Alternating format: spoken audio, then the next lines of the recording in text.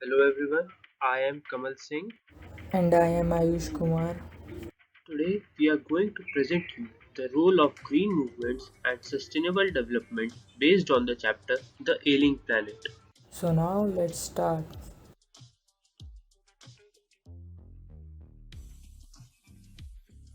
Let us dig into the history and development of Green Revolution. As we all know that the Green Revolution in India was first introduced in Punjab in the late 1960s as part of a development program issued by international donor agencies and the Government of India. During the British Raj, India's grain economy hinged on a unilateral relation of exploitation.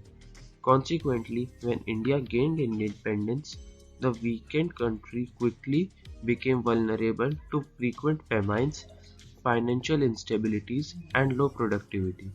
These factors formed a rationale for the implementation of Green Revolution as a development strategy in India. Now, let me introduce you to the father of Green Revolution, Norman Ernest Borlaug. He was also honored for his work in saving the millions of lives in India, Mexico, and Middle East.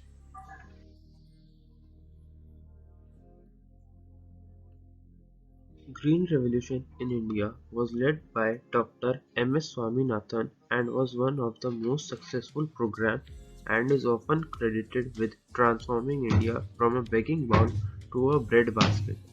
Because of the Green Revolution, Indian agriculture was converted into an industrial system. For this, modern methods and technology including HYV seeds, that is high yielding variety seeds, tractors, irrigation facilities, pesticides and fertilizers were adopted.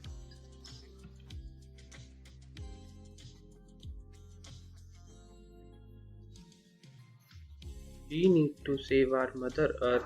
Our Earth is the only planet with the continuity of life, so it becomes more and more important to generate a sense of urgency of saving our Mother Earth from all sort of planet harming activities. It provides every resource for sustaining living things and inanimating things. So it is our responsibility to take care of our planet. We need to develop a healthy environment to improve the quality of every living being on the earth.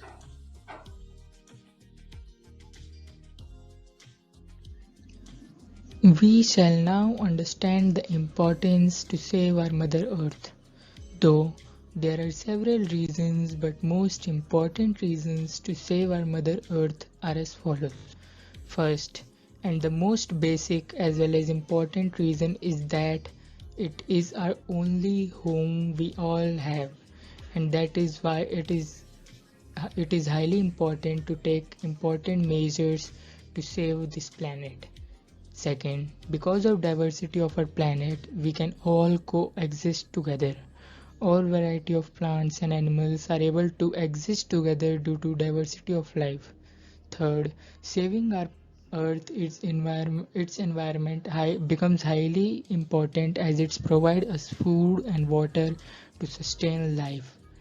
Our well-being solely depends on this planet. It gives us food and water to all living things, so it's our responsibility to take important care of it.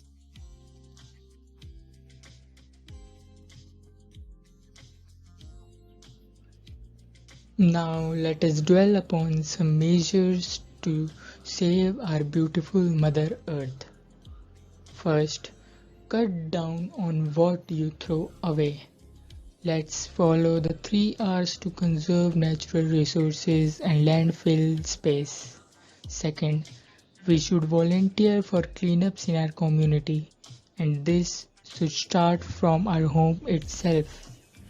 Third, when you further your education, You can help others understand the importance and value of our natural resources, that how it is important for our future. Fourth, conserve water. The less water you use, the less runoff and wastewater that eventually end up in the ocean.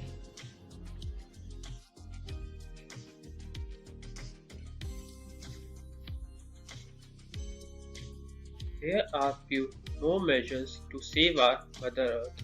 First, shop wisely and buy less plastic and bring a reusable shopping bag. Second, use long-lasting light bulbs. Energy-efficient light bulbs reduce greenhouse gas emission. Third, plant a tree. Tree provides food and oxygen.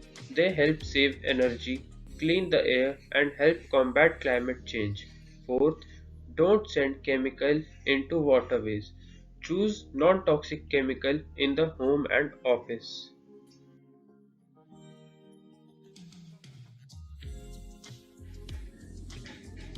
The best way for development without causing any harm to Earth is to develop sustainably. So let us understand what is sustainable development. Sustainable development is a development that meets the needs of the present without compromising the ability of future generations to meet their own needs. Sustainable development has continued to evolve as that of protecting the world's resources, while its true agenda is to control the world's resources.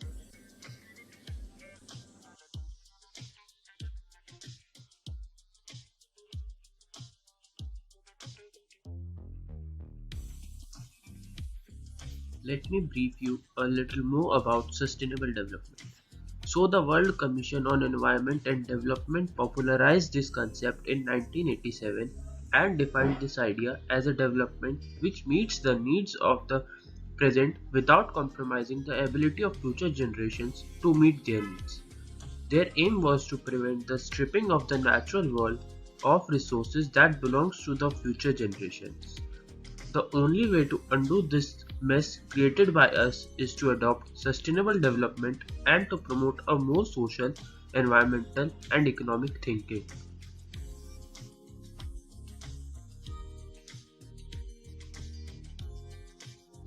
Now let us see the Sustainable Development Goals set up by the World Commission on Environment and Development. There are total 17 goals set up by the World Commission, which are as follows: no poverty, zero hunger, good health and well-being, quality education, gender equality, clean water and sanitation, affordable and clean energy, decent work and economic growth, industry, innovation and infrastructure, reduced inequalities, sustainable cities and communities, responsible consumption and production, climate action, life below water, life on land, peace, justice, and strong institutions, partnership for the goals.